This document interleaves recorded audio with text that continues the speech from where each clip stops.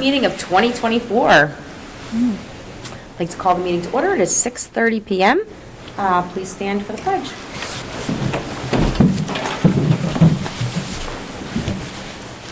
Pledge allegiance to the flag of the United States of America and to the republic for which it stands, one nation, under God, indivisible, with liberty and justice for all. Is there anyone in the audience that wishes to make a public comment? Okay. So our first topic of the evening is our student advisory report. So tonight I invite up Addie Dion to present Bourndale Elementary School Student Spotlight. Hi, Addie. Hi. Ms. Carpenito's moved to the end of it, too. Okay, perfect. So you can either stand at the podium or at any microphone, really, whatever. Thanks. So Bourndale Elementary School and BHS had a great opportunity to collaborate, and there was the career hop just before break. And so basically the senior interns were divided into 11 categories, and these interns had to each set up a table with their resume and their information about their internship that they're currently pursuing. And then the second graders got the chance to visit all the tables and learn more about their careers and just see what they're really interested in.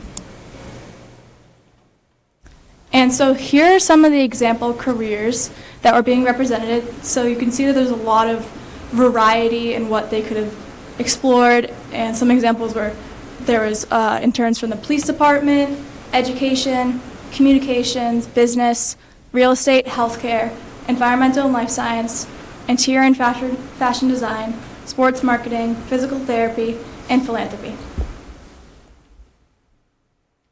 And here are just some videos from the career hub. We apologize. The sound wasn't great because there was so much conversation going on. So.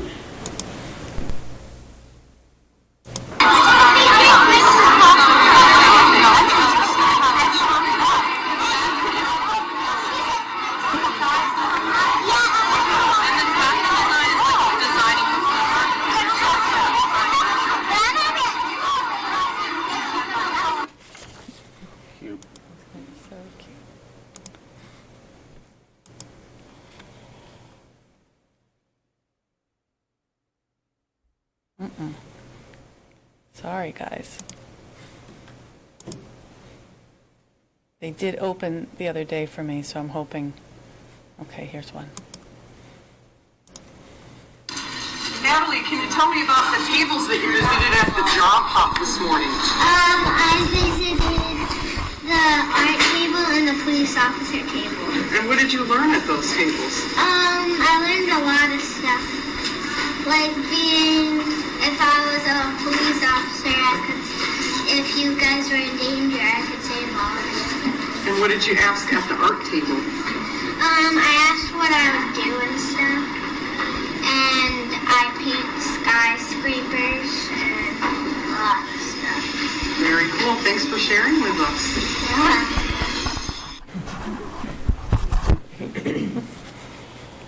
Mrs. Dix was great on the improv to make sure we could hear a couple of interviews. So.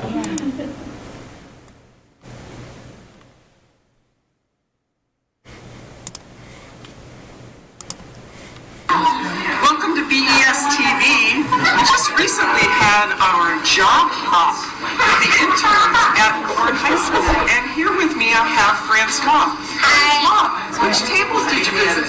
I visited one which was a art center, and I learned that art is really creative, and it's really fun to do. Like, if you have nothing to do when it's a rainy day, like on Saturday or Sunday, you can do art, and it's really a creative thing because you can draw stuff and write stuff. But I love doing art when there's rainy days. Because it's fun. Very good. Did you visit any of the other tables? Yeah, one of them was police officers. And I don't want to be a police officer, I used to, but I learned that they usually, they keep this world safe. If we didn't have police officers, then we might have not had a really really good world. So that's why we have good people in this world. One of them is police officers. Well, thank you very much for participating and for speaking with us today on BES TV. Back to the studio. That was great. All right, let me give that first one more shot. No, sorry, couldn't get that one. Sorry about that. I don't know why that's not working. Yeah, it was really neat to walk around. Even some of our students who, originally when they went in, the teachers did such a great job about previewing which of the interns would be there, and they had their resumes out on the table. I cannot say how professional they were. It was absolutely amazing. And when I spoke with all the interns ahead of time, I had said to them, Mackenzie was there and can attest to it, you don't know what they're going to ask you. I mean, these are second graders. They come in and they're going to ask you anything under the sun. And they did, like, who are you married to? What do you do? And then a couple of them didn't understand the point of the resume at first, so they were flipping over the kids' resumes and adding to their resumes as they told them certain things, almost like an interview. They were adding their answers on the back of their own resumes. But what was really great was, even if students didn't feel like what they wanted to do fit into one of the categories that was currently there, they would walk around and they talk to the students about if their interest fit into one of the categories.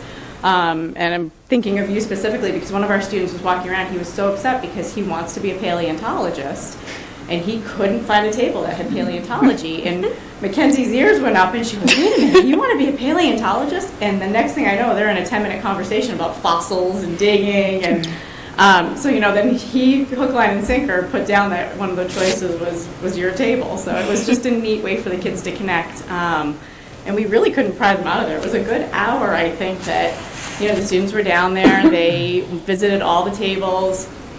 So it was a lot of great back and forth, I think. I don't know if you have anything that you wanted to add either, but it was, I feel like it was really cool to see all the kids have like their own interests and be able to like tie it to the different tables that we had. And people like to talk about, oh, I like the art table. Do you have anything in yours that's similar to that? And people were like asking questions about. And the kid that wanted to be a paleontologist, he was very excited to have someone to talk to that knew what it was. He chewed your off for a little while. Yeah, absolutely. So that was our first introduction to all this. We weren't really sure how it was going to go. We failed forward a little bit in some ways, knowing that maybe we need a little more space and things such as that. But so our next step is to identify our student council members, because they're going to kind of help us drive the remainder of how this looks as well. And what the second graders did is they're starting to apply for the job that they want. So following the career hop, what they did was they wrote down their top 3 choices of a career that they would be interested in pursuing. And our top 3 were police officer, sports marketing and management, and education.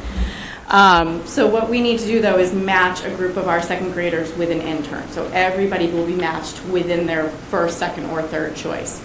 And from there are 3 different levels of applications we have, depending upon the levels of the student and how much they're able to kind of communicate or write. And they're going to create their resume for the job that they want. So that's the first step. And then by the time we hit February, those groups will be up and running and they will be working. And the second graders will be partnered with those interns, and they're going to continue to learn specifically about that career that they've been paired with. While that's happening, our second grade team has also moved our ARC reading unit, which is Jobs in My Community, and they're having that stronger discussion. And we talked about it because they said, it could either be great that we move it a little earlier so that as the kids are having these conversations, it's more realistic, and, or we can have it again afterwards, and now they have a prior knowledge base. So they decided this year that they're starting that ARC unit now, and even walking around in the classrooms, having the kids talk about the jobs, but they're pulling up the conversations they had already from the career hop and what they learned from the students. Then in March, we're actually going to have our first career fair. So the ultimate goal of the second graders working with the interns is that they're going to set up a table for community. So you will all be invited to this once it happens. And some of these details are what the second grade student council are going to determine. And we're going to have a career fair for the community and for the parents to come in, for any members to come in. And the second graders will be paired with their high school interns to be able to present their table and their internship, if you will. And during that week, we have a Spirit Week. So the day that we have the actual career fair will be Dress for Success Day. So the students will be dressed in their career choice. So again, the details to that will be coming up with our second grade student council determining. And then in April, we'll be looking for our feedback from the interns and the students while it's still really relevant to see what we can make it, how we can make it better, how we can enhance it for next year. And again, following up with how it worked, moving our ARC unit for the students to make it more of a real-world experience. And then in May, one of the things that the interns wanted was for our second graders to come here during the day and preview their career pathways fair that they host. So they want their students to now be a part of their event, and they will invite them to work at those tables with them as well when they present to the community. So it's kind of a reverse of what the second graders will be doing. And then in June, we will be presenting to you, I will not be, the students will all be presenting to you how it all went and how the rest of the experience was. And then the interns have talked about having their second grade buddies do the senior walk with them around Bourne. So the students will do that while they're in their cap and gown. So that will be a nice way to kind of culminate the whole thing and finish it up. And then I think we just have some more pictures for you from the event.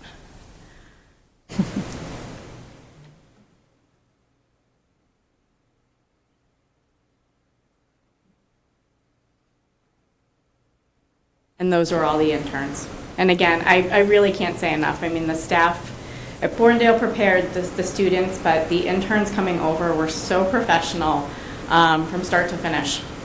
They fielded all the questions from the students, again, as silly as they were to as serious as they were. But they just had fun with it, but really, really pulled the kids in hook, line, and sinker, which is all we could have asked for. It was really great. Great. Good job. Thank you. That was great. Yeah, that's really great. I mean, it's just, that's so beneficial for the kids. I mean, for the young kids and the high school kids. It's just amazing. It was neat to watch both bounce back and forth with ideas. And Little Canalman. The tie-in to both curricula is really cool. Yeah. Thank you. Okay. I don't have any announcements, but there are a few. Bye. Thanks, Adam. Hi, great job. Have a great night. A few pieces of correspondence. The first is, Mask put out, and everyone should have gotten this, their bulletin for the end of the year, the December bulletin. It just goes over what's happening in fiscal year 2025, about ESSER ending and state revenue projections. And then it goes through the delegate assembly, which we all voted on the different resolutions at a school committee meeting, and then Maureen was our delegate, and so she brought our response to the resolution to the big meeting. And it looks like pretty much everything we voted is how it was voted in the meeting. I'm looking through them. Well, the last few were tabled. There were so many amendments upon amendments that the discussion on them went so long that I don't even, and I think there was a dinner. They were trying to finish up before the dinner, and that didn't happen. So I think that's why the ones at the end were tabled. But there was very spirited communication going on, all very friendly and everything, but people definitely had their viewpoints. Well, if you change this word, or if you, DEI was very strong there, and that they really wanted a designated person and not somebody wearing another hat, like we had talked about here. And of course, the MCAS one was tabled. There was the one about one school system having to bus, and the state was going to provide their funding, and they have never provided the funding, and so they wanted to be able to reach out to families, for the families that could, and people are adamant against putting any more stress on families. It was just I had been a delegate before, and it was just a totally different atmosphere because people were very vocal, and but it was all done in a very, very healthy way. So it was nice to hear communication going back and forth and disagreement without being no tempers or anything like that. Just constructive disagreement. Thank you, Maureen. It looks like, there are only like 4 or 5 even. Right, that were it went on. Yeah. I had my collaborative meeting. I said, I have to go to this collaborative meeting. Let's move this along. But and then I did see somebody that was a delegate the next day, and I said, so how did this one and this one and this one go? And she said, we ended up tabling them because they wanted people to stay for the dinner, and they said, no, we're not staying for the dinner. So they tabled them. So.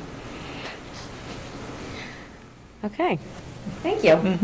Another portion of this newsletter is the policy newsletter. So there is a whole new list of policies. Yay. As soon as I got it, I sent it over to Chris. I was just going to say, Dr. Joe sent me all of the technology policies, so and maybe the next or one of the upcoming policy subcommittee meetings, we could put those on the agenda for discussion. Right, and it looks like they're almost all technology. Are they all technology on here? Yeah? Yes. And a bunch are new, so. There are. Okay, well, I can help however you need that with getting the policy and then, putting them on our policy agenda once you've had a chance to look at them. Perfect, yes, I did start to look over them, and I do have some thoughts, so maybe, I don't know what the procedure is, but maybe I can have a discussion with you, Emily, Okay. or... Yep. Okay, great. Something to look forward to.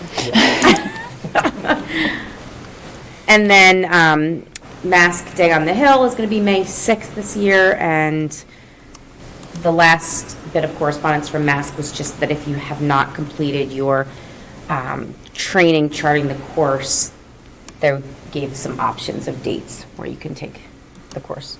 Did you complete that? A year and a half. A year and a half ago. And Kendall, and you're done with that? Okay. Donnell's. Second with Donnell. Okay, great. And then my other piece of correspondence is regarding a disclosure of appearance of conflict of interest. And so this just came through this evening, so I'll let Dr. Joe explain this. That's why it was just added to the folder tonight, but we wanted to get it on the agenda this evening. So go ahead. So my apologies for not realizing it was an actual vote. Otherwise, we probably would have up-tempoed it and got it to you sooner. But essentially, because I'm the hiring agent for the district, I need to disclose when any member of my family is potentially interested in working for the district. So my daughter Emma, who's a college student, was very interested in becoming a substitute. She went through the whole process. She met with Dr. Starkey. I kind of acquiesced all my duties to her, and she'll be her main supervisor. But an additional step is I have to do this disclosure in the public and to you all.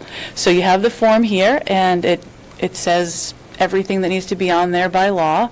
It has her name, it has her position, it has, the rate of pay. And so the first one is a form that I have to sign to disclose, so I've just publicly done that. And then the second one is something that I would hope that you would vote to appoint Emily to sign, or you could appoint anyone, but it's usually the chair. The paper is right here, so you can Yeah. you watch me sign. Yeah, and it says almost the exact same thing, it's just that it's 2 different forms because it goes to different places. This one I think is the most important, so if there was any issues that arise, I would recuse myself. Again, the main supervisor is Dr. Starkey, and the building principals are always the main daily supervisor. And then it has, again, the rate of pay and then the section that it applies to.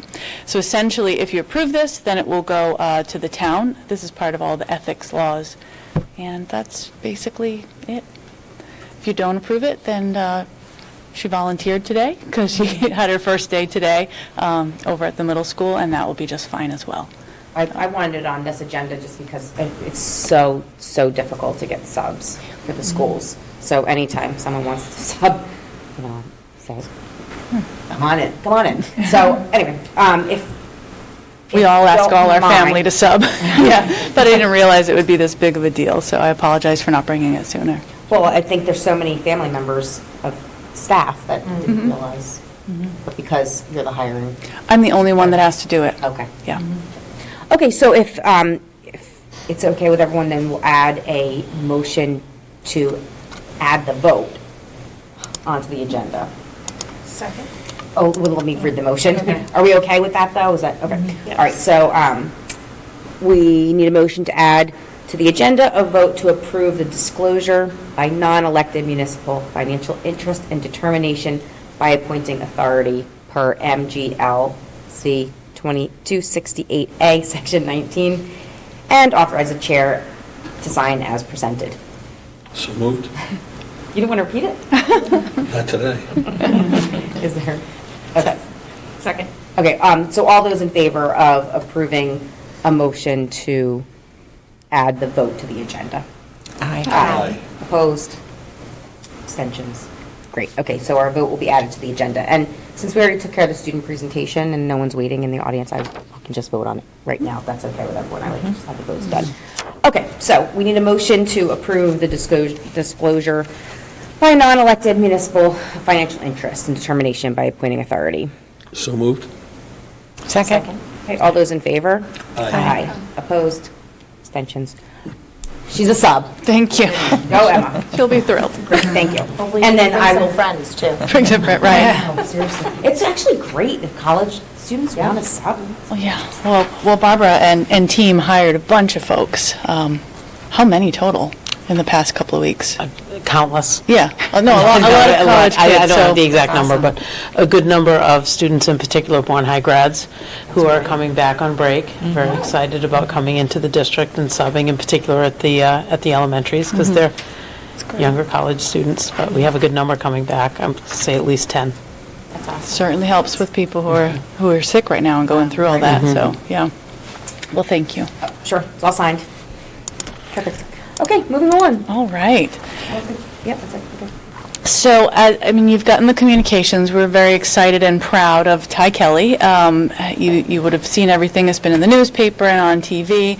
But essentially, he won a very prestigious award called the Otto Graham Award. He is, again, a great role model in his own right, which you'll hear about in the news clip. And then JPGR set up, with the parents' permission and Ty's permission, a few media outlets to come and actually interview him. So in your folder, you have both links. It was... see, just to name both of them. And I'll put it out into a parent email too. I'll put both the links. Here we go. So it was this one that you'll see, WCVB, and also NBC Boston. And I believe it aired, if not the same day, then with a day apart. And so what I'd like to do now, oh, by the way, he was scheduled to come, but there is a hockey game tonight that he's in because he is like a three-season athlete, and he was needed. So we definitely wanted him to not miss his team. So let's take a little listen. 17-year-old Ty Kelly was a nightmare for opponents going up against Bourne High School this past season. Oh my God. The quarterback had 11 rushing touchdowns, 7 through the air, to go along with 6 interceptions at safety, as well as returning kicks and being the team's punter and kicker. I love playing safety, but quarterback was obviously more exciting. He led the Canalmen to the playoffs and was awarded the Otto Graham Award given to the top senior on the South Coast, accomplishing all of this despite being born with only his thumb and pointer finger on his right hand. I'm not sure if I was a righty when I was born, but I definitely could have been. But so I had to learn how to do everything lefty. Everything to the right side is a little bit more difficult, I'd say. But you don't really notice it because I'm so used to it.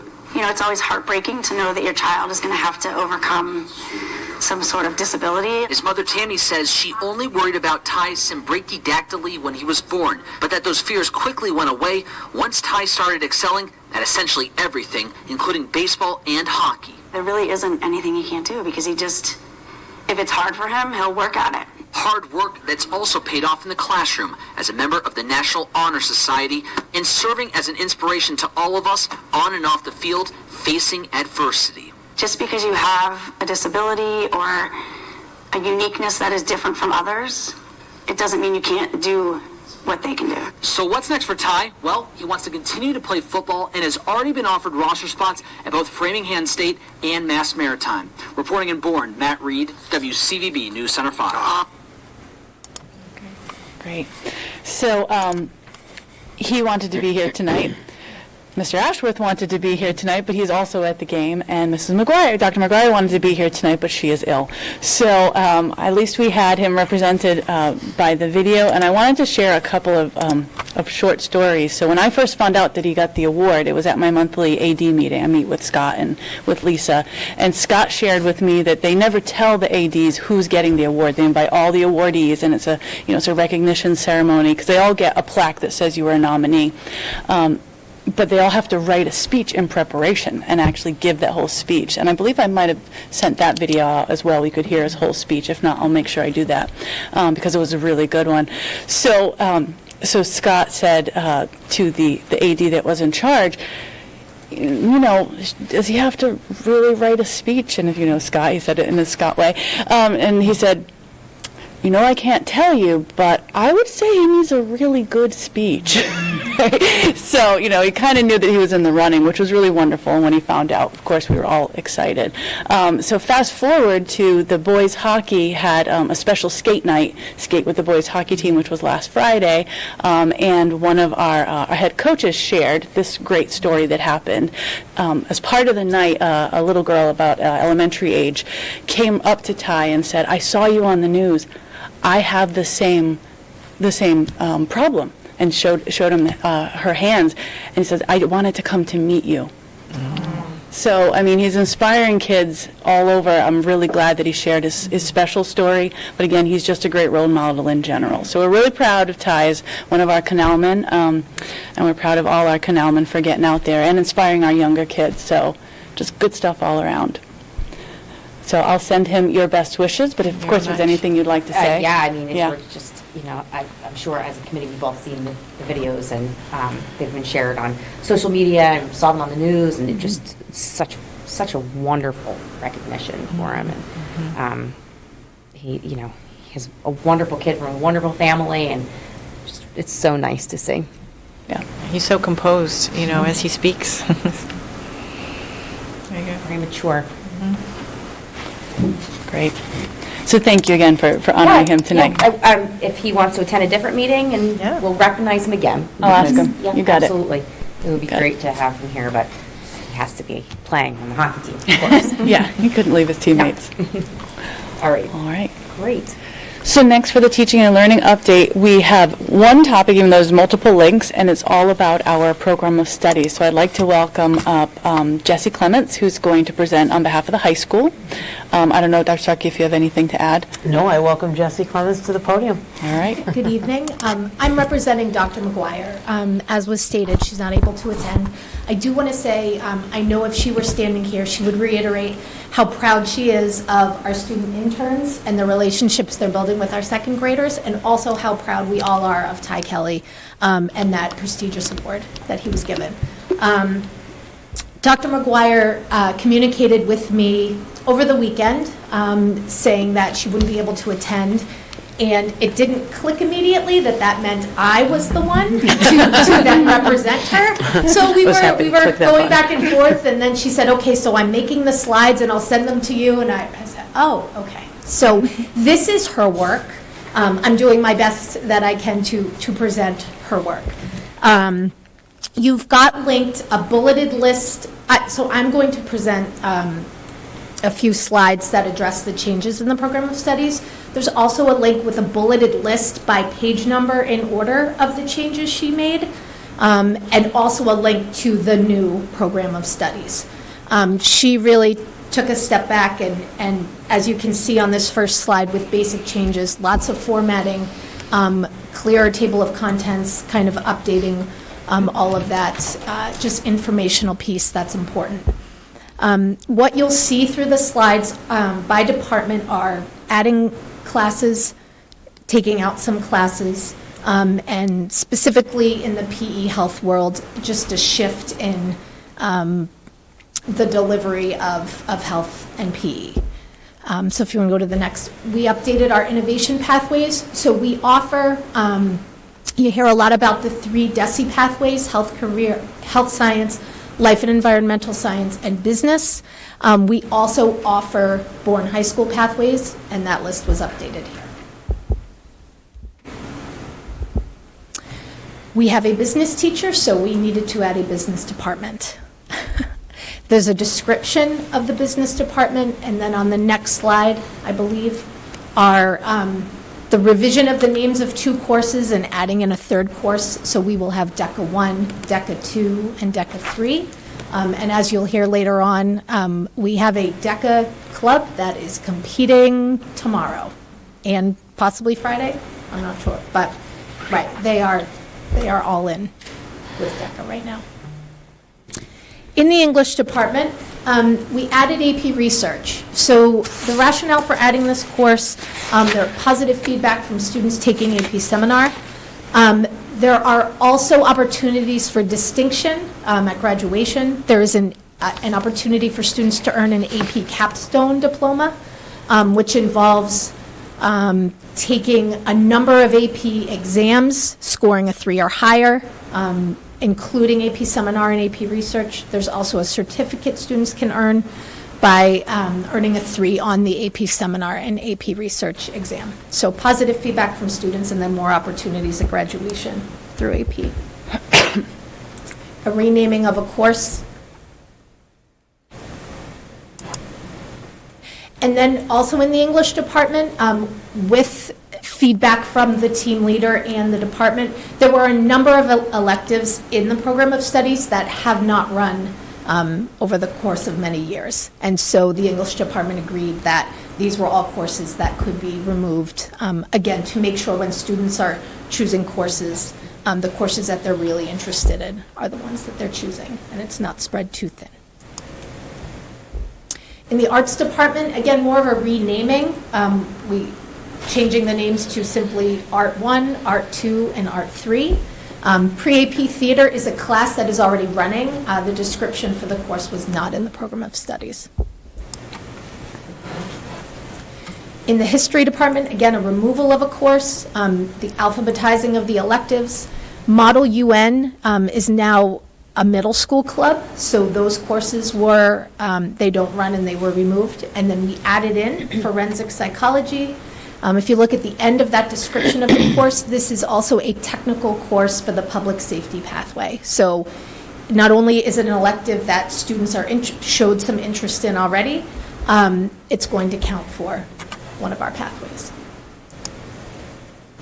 Math department renamed 2 classes. The second bullet, renaming statistics to probability and statistics, can help with our accountability because that's considered an advanced course by DESI. So students enrolled in that will be enrolled in an advanced course, and the curriculum will reflect that. And our 2 AP computer science classes are taught by math teachers, so they were moved into the math department. PE, health and wellness, just want to make sure I have my notes open. There were some shifts. So the shift is to a model that Dr. McGuire has experience with and has found success. Currently, PE and health are taught in grade 9. And what they did with this model is they took the PE and health taught in grade 9 and they are splitting a semester health class and a semester PE class. They're going to do a quarter of PE in grade 9 and a quarter of PE in grade 10, a quarter of health in grade 9 and a quarter of health in grade 10. What that allows is that students are getting that health, I think the health curriculum is what's driving this decision. They're getting that health curriculum and those topics in grade 9, and then they can be revisited again in grade 10. So students have that touch point of health in both grades. In grade 11, students will be required to take first aid and CPR as a quarter class, which I believe is just an incredible life skill for students to have. And so starting next year, our students that will be in grade 11 will have that. They will earn their certification, just like if someone was going to go and take that course. And then grade 11 would have a choice to then get a quarter of PE or yoga. So the requirements by the state are being met. And then when students are seniors, they have a variety of electives, whether it's in yoga, personal fitness, a personal training certification, that they can choose from to meet their PE requirements. And that might be on the next few slides. I may have talked all at once. That's okay. Here's the demonstration of the split between, instead of all in grade 9, moving it to between grades 9 and 10. And then the next slide, the requirement of first aid and CPR in grade 11, and then some options for grade 11. And then maybe there's one more slide. Yep. And then some choices for grade 12 for the PE requirement, either semester or full year classes.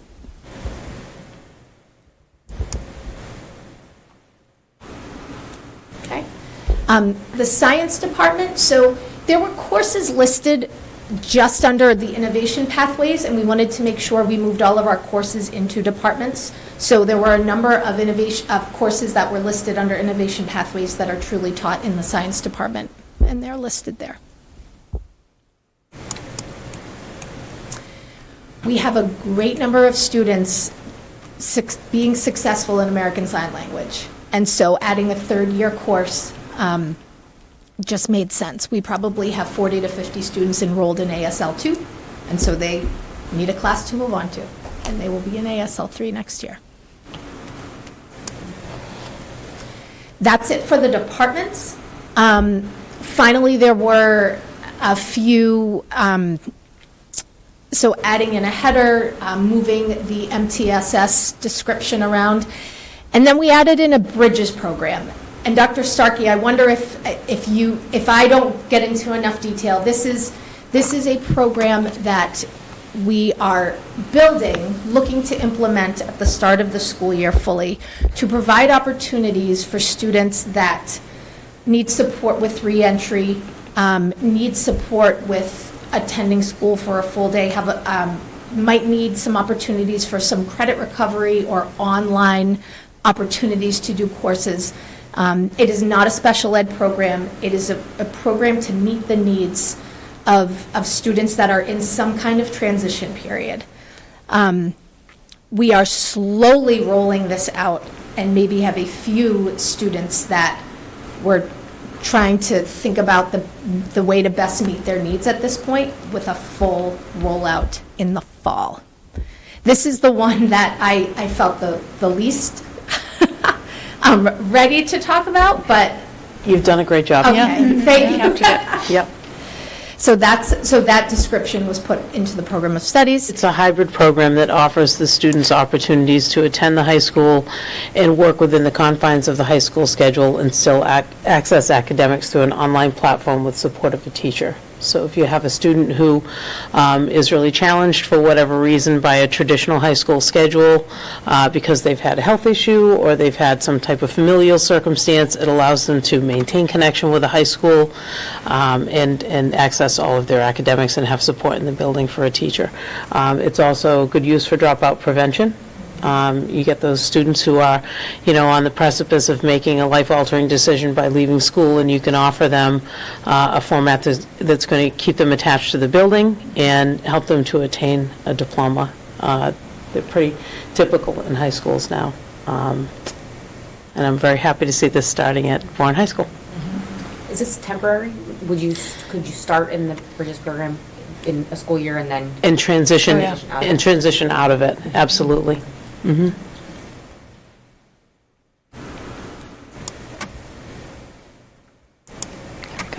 And then there were, with the help of Kate Hartley, Dr. McGuire revised the descriptions of some of our special ed services.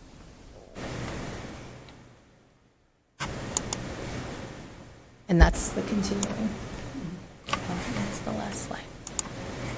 What I want to make sure I point out, and this was one thing that Dr. McGuire really wanted to make sure got across, was the collaborative nature of this process. She met with team leaders and kind of had her vision for developing this program of studies. Team leaders then took this information to their departments, came back with, we had a document that we were all commenting on. When changes were made and when this draft was created, whenever there was a situation where Dr. McGuire felt like she needed to have a conversation with a team leader or a teacher about an addition of a class or how it might shift some of the courses in the departments, she had that conversation. So everyone is clear on the proposed changes that are in front of you. And that was part of the team leader work in their meeting today, was to really review this hopefully final draft to make sure that we're crystal clear as we move into course recommendation and course selection for our students. Questions? Are we voting on the entire program of studies or just the changes to the program of studies? You actually vote the whole program of Yeah. studies, which includes the changes.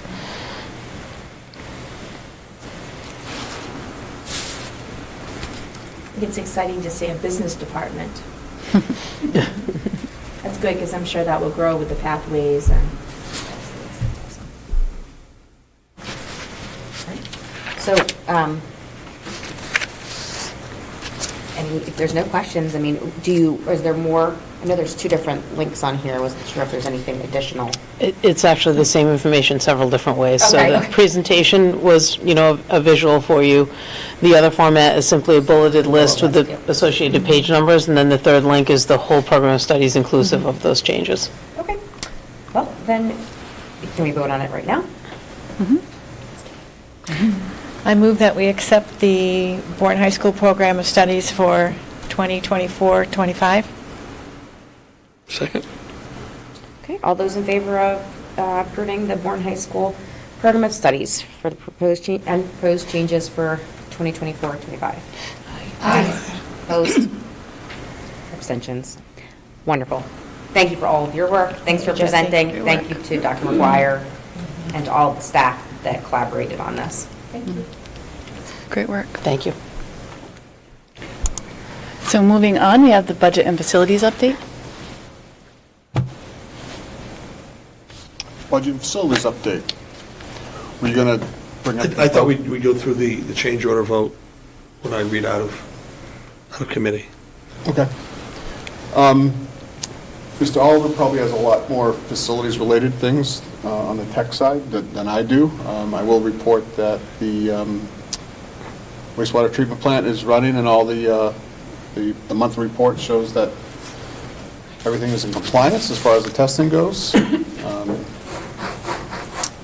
We're still fighting leaks at the intermediate school with the latest storm. Great Builders is still very much involved in the process and was there the week before Christmas chasing down leaks from that storm. We did find one tear in the gymnasium roof that was repaired, and there's a couple others that he's still trying to investigate. And that's about it. Questions? Okay. Technology. Do you want to cover technology now? Sure.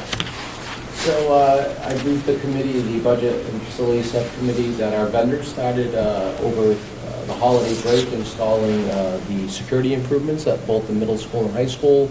If you remember, that's part of the Safer Schools and Communities security grant, and that process is going well. Most of the doors are done at the middle school, and we have just the high school main entrance doors left to do. So we're hoping to get that project wrapped up sometime beginning of February, mid-February, in which the staff, the high school and middle school, will be issued fob IDs like the BIS and BES have, and they'll be able to fob into the entrances. There's also a new video intercom system being installed at both the schools as well. The other thing that was mentioned was a request for proposals was submitted for E-rate to upgrade the Wi-Fi at Bournedale Elementary School for this upcoming summer for FY25, and just the two-way radios that was part of the fall capital outlay article for the schools. Those were ordered, and those should be in the next couple of weeks. There's approximately 90 of them being deployed, which will really help upgrade and complement our radio fleet across the district, which is necessary for school security. That's what I have. Questions? All right, thanks. Student Services, Special Education. Quick updates, just a lot of focus this past month has been on the new IEP, which you'll hear about probably every month from me. But one thing that we are working on and really took on was really increasing the student voice, which is going to be part of the new IEP as well. It's really going to be much more student-centered and driven by students. So some teachers have begun to explore, if the student's not ready to present, some video presentations at their meetings. Just a variety of different ways that teachers have embraced that, which is nice to see. And the other thing, I think I've mentioned it before, but just in case, we've really tried to look at how we're writing the accommodations and modification sections of those plans, because they will look different next year and they're much more targeted versus just saying, for example, a graphic organizer. Where, how, to what extent, all of those a little bit more elaborate kind of explanations. So continue to work on that. I also participated with South Shore Collaborative in their Directors Network. We're having a lot of discussion about what they co-teaching and just the different ideas, and was able to offer our experience and what that looked like. So that was a great opportunity for me in December. And as you can imagine, we had lots of social skill development with a lot of pre-holiday activities. But it was really nice to see all of that in action. Questions? Kristen, is there an age, is it 16, where students are invited to the IEP, their own IEP meetings, and you... And you were talking about the videos or speaking on their behalf. Is that changed? That age has changed? It will be. So right now it is at a minimum of age 14. 14. You can certainly be invited. Parents still will have the right to say no, but the hope is to have students have much more voice into what's working for them and being a part of the meeting. So again, Russell Johnson has reiterated a million different ways. We have to use our professional judgment and what that's going to look like, but it is definitely to try to break down that at 14. I witnessed it myself. Like, why am I here? What am I doing? This is scary from a 14-year-old's perspective. Versus if we just start it young and have the student introduce mom and dad to teacher, or hey, you haven't met my speech pathologist, or face to face, or whatever it is. So that's really the intent. Thank you. Thanks. Great. So I did have one more announcement-like thing, because I try to put in the enrollment every now and then back into the folder. So I am going to pop that up for you. Let me see. It should be a shortcut in there. Here we go. Again, this is the same file that you always have access to, but I've updated it. So as many of you probably have heard, we were very sad to learn very late in the week of the week right before we left that all of our newcomers are now not enrolled with us. So they've gone to other districts. We're told that they were relocated to be in housing that was better suited, either for their family situation. The housing will definitely be with providers, and if you recall, the Eastern Inn did not have a provider, but Joint Base Cape Cod did, and it was night and day for how the families were treated, how communication was going. It was really wonderful to have a provider. So one of the things the state wanted every family to have was to have a placement with a provider. As of right now, all of the places that our families have gone are too far away for them to continue to attend with us. It was a very sad last week before school, and we really were only finding out within those days, and sometimes even, before kids, were picked up. So it was really hard on not only the children but the staff and all the other children that now are missing their friends. So I did want to take a moment to just acknowledge that. It'll be in my newsletter to parents because we were privileged to have them with us. We were really happy to. It was a lot of work and it was a lot of change. But it was really a beautiful thing, and I think our staff rose to the occasion, and our children really, were very welcoming. So I want to commend everyone. We don't know if there'll be any opportunity to connect with the children again. These are questions that we're going to ask. But I did want to just kind of note that as of today, there are no more newcomers that were in temporary shelters that were with us. However, we still have plenty of ESL students, that always enrich our lives, that are with us here in Bourne. We still have children that are coming in through the military at all different times, and so we're still this welcoming place that has some transients, but I did want to note that, showing you the enrollment, and also, again, really thanking our staff and our greater community. People rose to the occasion. You all know, they came out, they helped translate, they helped with coat drives, so many things to be the place that we know Bourne to be, which is a very welcoming place. So as of right now, you can see on the screen, these are our enrollment numbers, which are very similar to this time last year. And we're just kind of right back where we were had they not been with us in September. We are told that the 2 sites where the temporary shelters were will not be reactivated, but again, what we found out is that anything could change at any minute. So, if we're called upon again to serve in that way, we will again open our doors and be ready to help any child that becomes a Bourne Canalman. So that concludes my part of the report, but there is coming events and some other announcements, so I'd like to see who would like to begin. Liz, would you like to? All right, so we'll go youngest to oldest again. Some very exciting things. So in addition to the second graders working with our interns during January, next Thursday, the PTA has booked the Tojion Puppet Dance. So anyone who wants to come out and see them on Thursday night, that is happening at our school. Come and dance with us. Just a reminder, we have no school on Martin Luther King Day or the day after because we have Teacher in-Service Day. So just to let families know, plan ahead. We won't be having school. We have a 4-day weekend for the students. Mrs. Dix is busy planning math night on the 25th for us. That's always a great night, and the families, she always makes sure that everybody gets to take home packages as well. So there's not only the events and the activities that the students get to do at the school, but there's also games and activities that the families get to do at home as well. So it's a nice link to the families.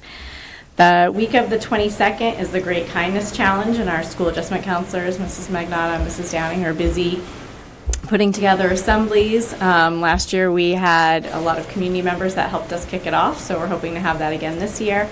And they have some staff challenges. We have a very healthily competitive staff, and some challenges for the students as well, with some themes for the days to get them going on the kindness curve. And then on the 25th, we also have book night during lunches. And I have to say, it's been a great problem to have, that we have been in major need of donation for some gently loved books. We have never had so much success with our book nook. On an average each month, for those of you who are unfamiliar with what it is, the students get to purchase a gently used book or a brand new book, depending upon the donations, for $1. Teachers also give out gift certificates as a reward for anything that the student might be worthy of. And on an average each month, we've been moving at least 150 books. So it's quite a bit. In the past, we maybe would have had 30 or 40 that we were selling, if you will, during those times. So it's been a great thing to be putting books in the kids' hands. Great, thank you, Ms. Carpenito. Ms. Norton? Hi, everyone. I just want to take a look back to December and just say a big thank you to families. We had our jingle jog and our music concert, and even with all the work around doing the Spirit Days, which we know is fun for the kids, but we know it's the last minute run to Kmart sometime, or to Walmart for families. So we just want to say thank you. The attendance at these events were really tremendous, and the support was just so evident for our students. So we want to say thank you for that. In terms of this month, our clubs are running. In terms of our Friendship Club, we just had a nice afternoon today down to the middle school playground. So they continued. Our K-Kids will be meeting next week. We are taking a big break for the month of January from our music choices. Dr. Smith earned a very well deserved rest after the lead up to the winter concert, which we had standing room only at the winter concert. It was amazing. And he also, right before the holiday break, went out to Chicago and presented at the International Band Conference out in Chicago. So he was a presenter for his elementary music curriculum, which he wrote, and also for several books that he's written in the last year or so on different types of instruments and a different approach to teaching elementary music. So we're very proud of him and all the work that he puts forth for BIS.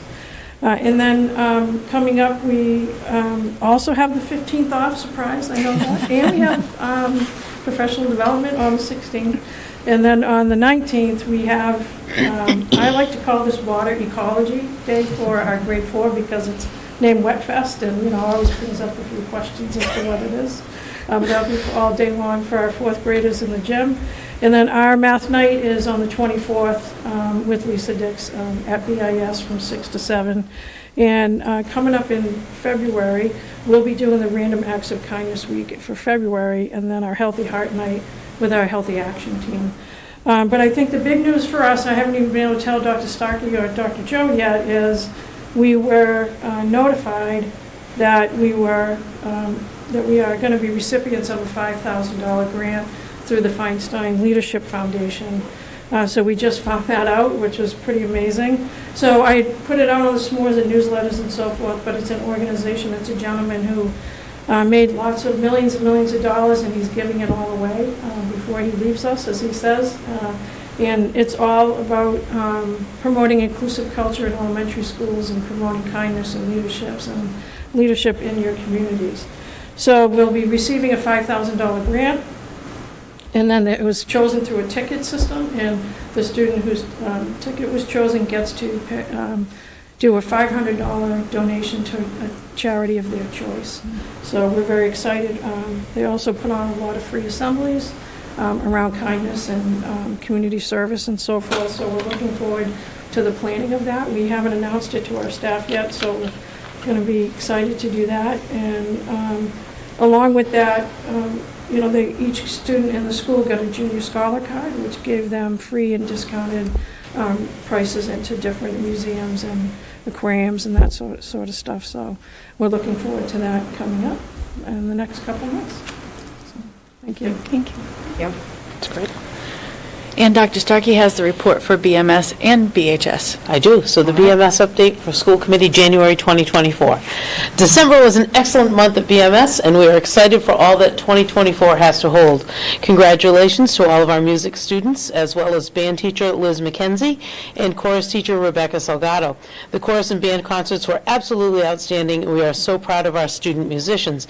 Additional thanks to Dr. Smith, and congratulations to our musicians who participated in the BIS concert as well. Bravo. January is a busy month academically. Grade 8 students will begin the course selection process for next year with a presentation on January 9th. Students will hear from BHS counselors, receive copies of the newly approved program of studies, and work with teachers to select the classes most appropriate for them. Caregivers will have a chance to sign off on student choices before students meet with BHS guidance counselors in February to finalize course selection. So parents at home, look for those documents heading your direction. All students will be taking middle of the year benchmarks in math, ELA, social studies, and science throughout the month of January. Benchmark scores help teachers assess current practices, plan future instruction, and support students during WIN. Quarter 2 closes January 19th. Parents are encouraged to check PowerSchool regularly to help ensure students have completed all assigned work. We have quite a few fun community events coming up as well. January 9th is our grades 7 and 8 pickleball night.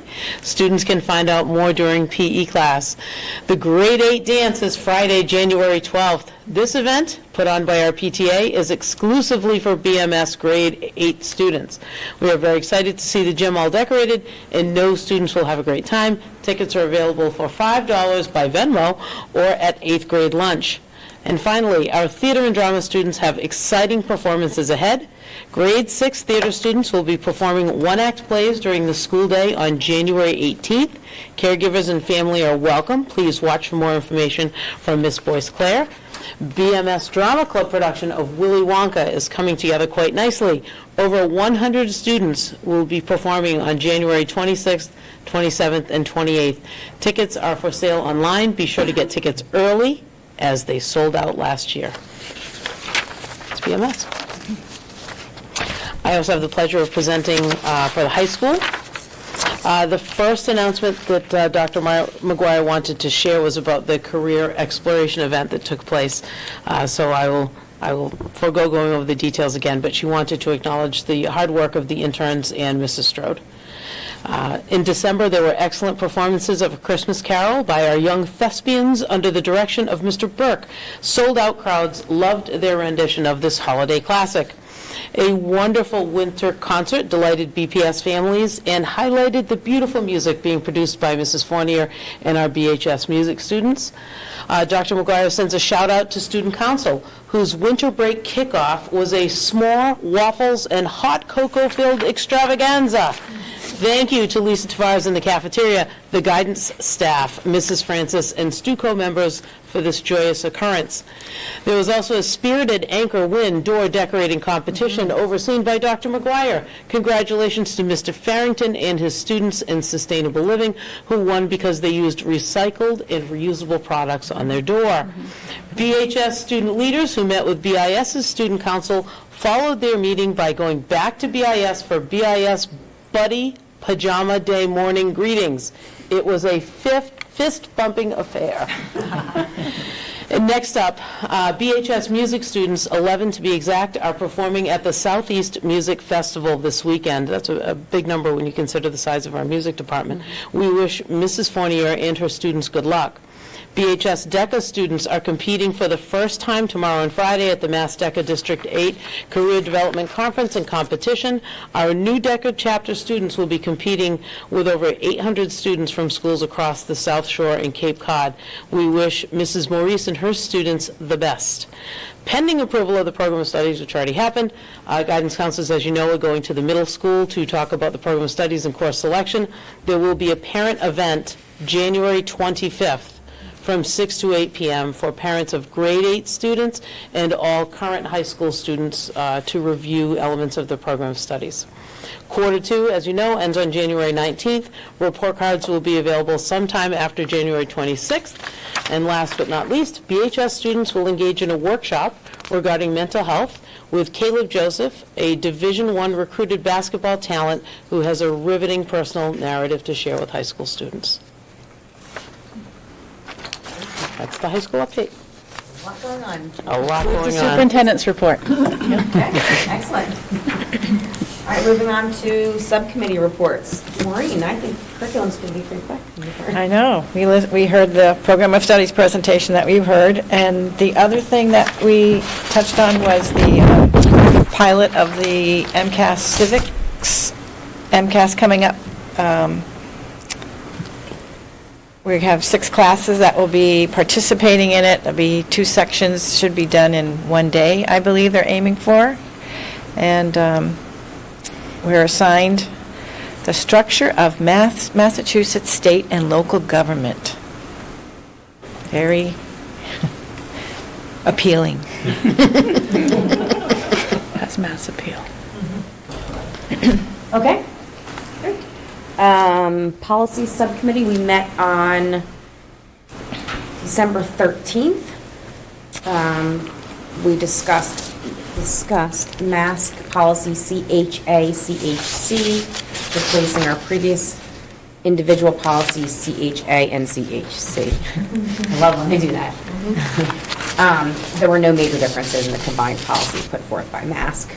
It states that the responsibility of the superintendent to see that the procedures developed to implement committee policies and administer school district are appropriately coded and included as procedures in the school committee's policy manual. We agreed to move this to the full committee for a vote. Is that on tonight's meeting? No, the other one is. LCD and Okay, so that will have to be on next month's meeting. The surplus policy was put forth by Jordan and the Budget and Facilities Subcommittee. The district did not have a policy for disposing surplus materials, so that policy is going to be presented for a vote this evening. And I'm not sure if Dr. Joe or Jordan, if you want to discuss this further, but basically the new policy allows the Business Services Director, Mr. Geis, to be in charge of surplus material and ensures that all procurement laws are being followed. We agreed to move this policy to full committee for vote. That captures it. Yep. There's nothing additional to that, right? It abides by the law. Yep. Okay, perfect. And then we had a couple discussions, a couple job descriptions, a long-term sub job description, which again, this is another one that it was missing from policy binder. There was only a substitute job description. There was nothing for long-term sub, and the duties of the teacher receiving compensation on a different scale. So the policy was approved by the building administrators, and we agreed to send it to full committee for a vote. We didn't make any changes as a policy subcommittee. And then also the substitute custodian position job description was brought forth by Jordan, and that job description follows the regular custodian job description with only minor changes.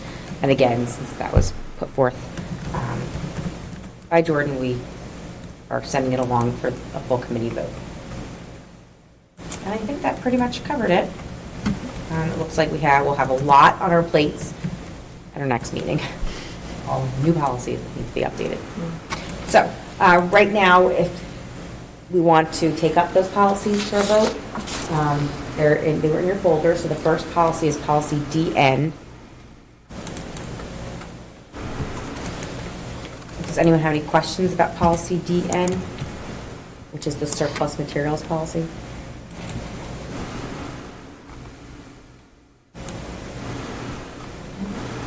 Does anyone want to make a motion? Motion to approve policy DN.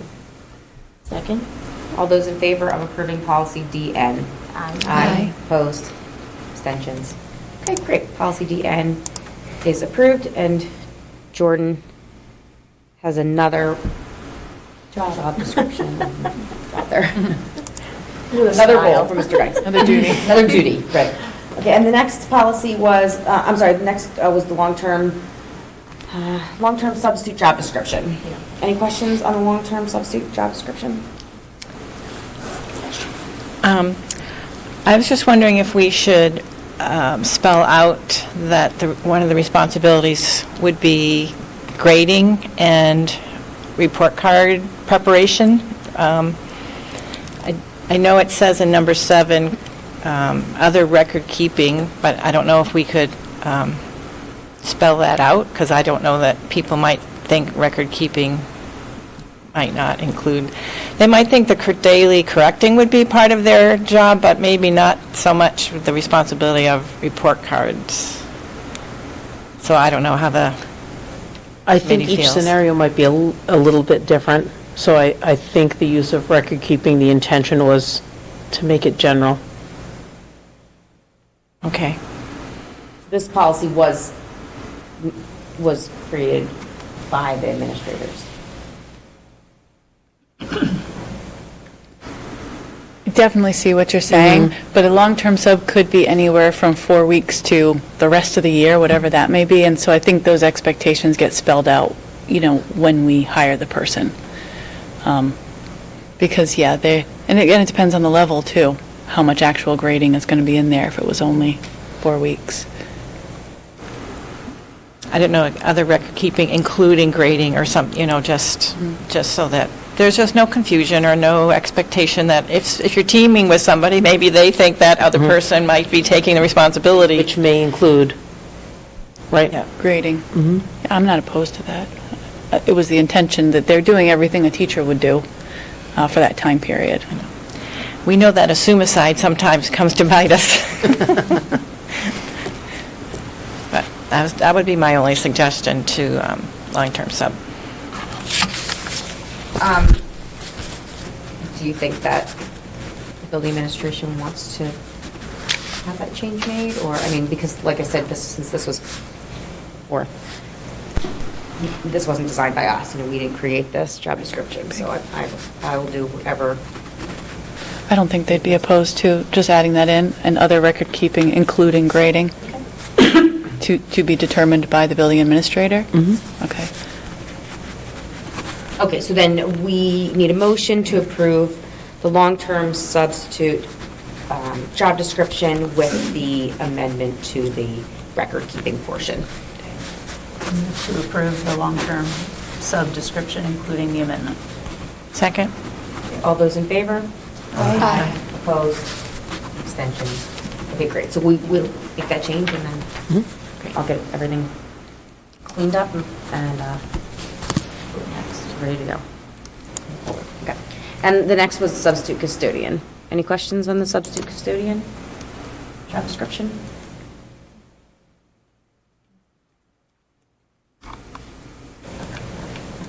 Okay, then, is there a motion? I move we accept the job description of the substitute custodian. Second.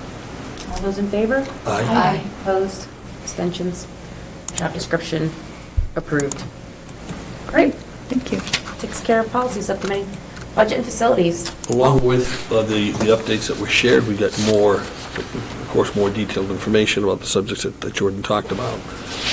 What we also did, we need to take a vote up, is that we need to approve a change order that's in place for Train to replace the HVAC system at the wastewater treatment facility.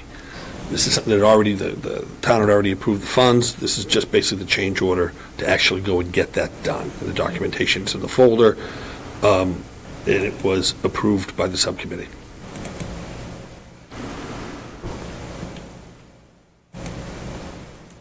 Okay. So I'd be looking for a motion to approve that. A motion? To approve the change order number 1 with Train to replace the HVAC. Second. All those in favor? Aye. Opposed? Abstentions? Okay, approved.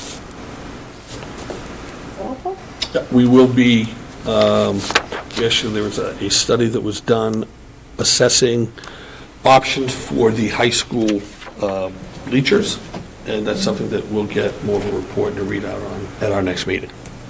Okay.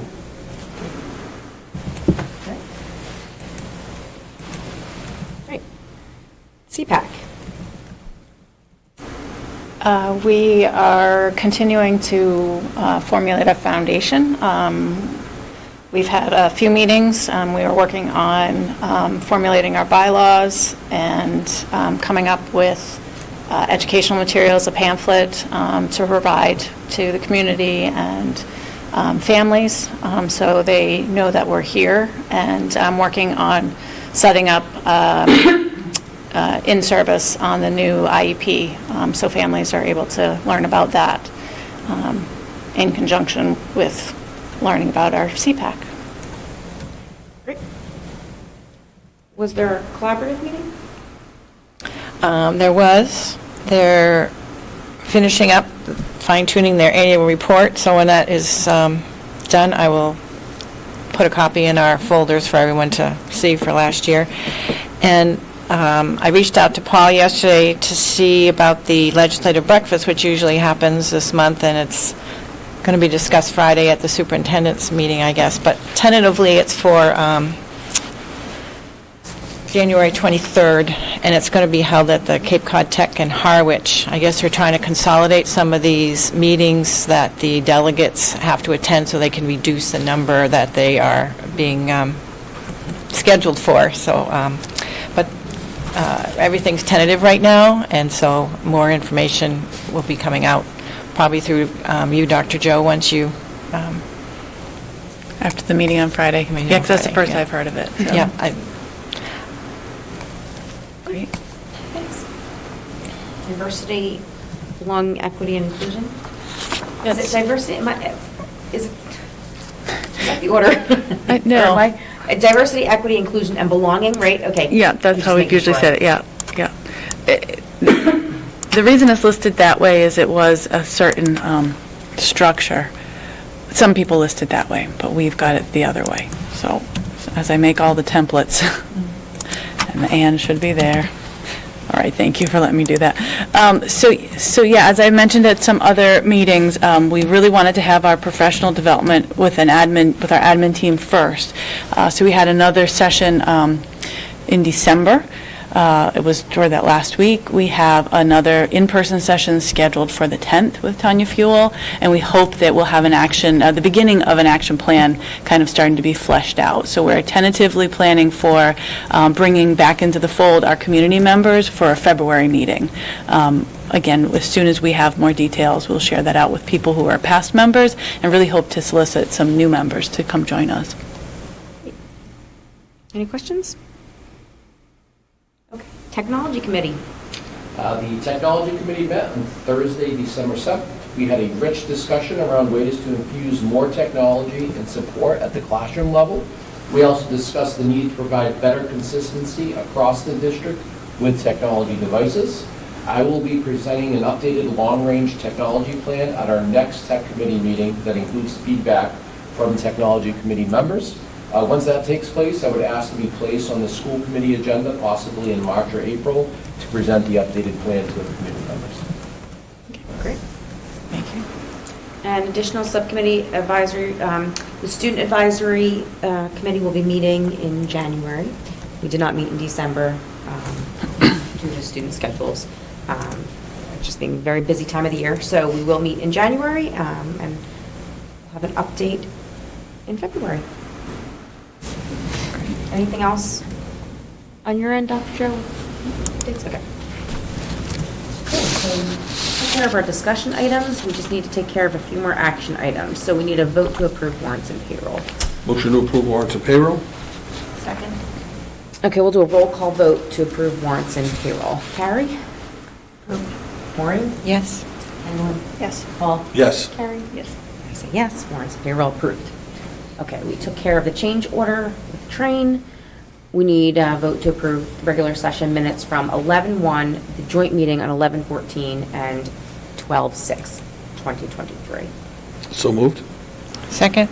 All those in favor of approving regular session minutes from 11/1/23, 11/14, 2023, and 12/6, 2023? Aye. Opposed? Abstentions? Okay, minutes approved. Okay, we took care of, so we did superintendent's goals. These were presented last meeting, but we did not, we omitted it, mistakenly on the agenda to be voted on. Okay, so this just requires a vote. Unless anyone wants to review it again. Anyone have any, before we vote, since this is would have been a discussion item, or are there any questions? Okay. So is there a motion? Motion to approve the superintendent's goals for 24-25? Second. Any questions, discussion? Okay. All those in favor of approving the superintendent's goals for year 2024, 25? Aye. Opposed? Abstentions? Approved. Thanks. Thank you. Sorry, it was left off last time. And then we approved the program of studies. Vote to reapprove the school year 24-25 calendar. Yep, that's important. Okay, let's open that up. Dr. Joe, did you want to say anything about this? Sure. Sorry, going back into the why. I'm happy to take it if you'd like. That would be fantastic. It's one of those things that as soon as it got approved, then we realized there was Absolutely. probably The day a little after we missing. sat here at the meeting and approved the calendar, some representatives from the town reached out and reminded us that November 5th of next year is presidential election day and asked us to please consider holding a professional development day during the presidential election so that we could address issues related to traffic and, safety Parking, concerns in the yeah. parking lot issues and all of that. So we met with the administration, ran that by them, and said we'll take that full PD day that we had moved to All Cape Day and simply reassign it to that day in order to meet the needs of the town, and then the following year consider putting that day back on All Cape Day. And we'll make note that we do honor the request of teachers who'd like to attend PD during All Cape Day, which we have done in the past when we've had school on All Cape Day. So our plans were a bit thwarted by the election, but we will certainly recognize the need for safety on that day. Okay. So we're asking you to take a look at this calendar. We did share the calendar once again with BEA leadership. I move that we accept the calendar as revised. Second.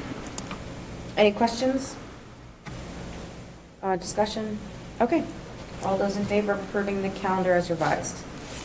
Aye. Opposed? Okay, calendar approved. Thank you. Thank you. Send it out now. All right. We approved the policies. That's it. We approved everything. We have quite a few future agenda items. Bourne High School will be the student spotlight. We'll have the budget preview in February. The middle school will be March. The student spotlight in March. Recognition of music in our schools month is exciting in March, and then our annual budget hearing in March. So March typically has 2 meetings, so we will probably have to keep that in mind, that we'll have 2 meetings. Okay. Awesome. Any final questions? Thoughts? Comments? Thank you. All right. Happy New Year. Thank you. Happy New Year. Happy New Year. We need a motion. Motion to adjourn? Second. Roll call vote to adjourn. Yes. Evelyn? Yes. Yes. Yep. Yes. Meeting adjourned, 7:50 PM. All right.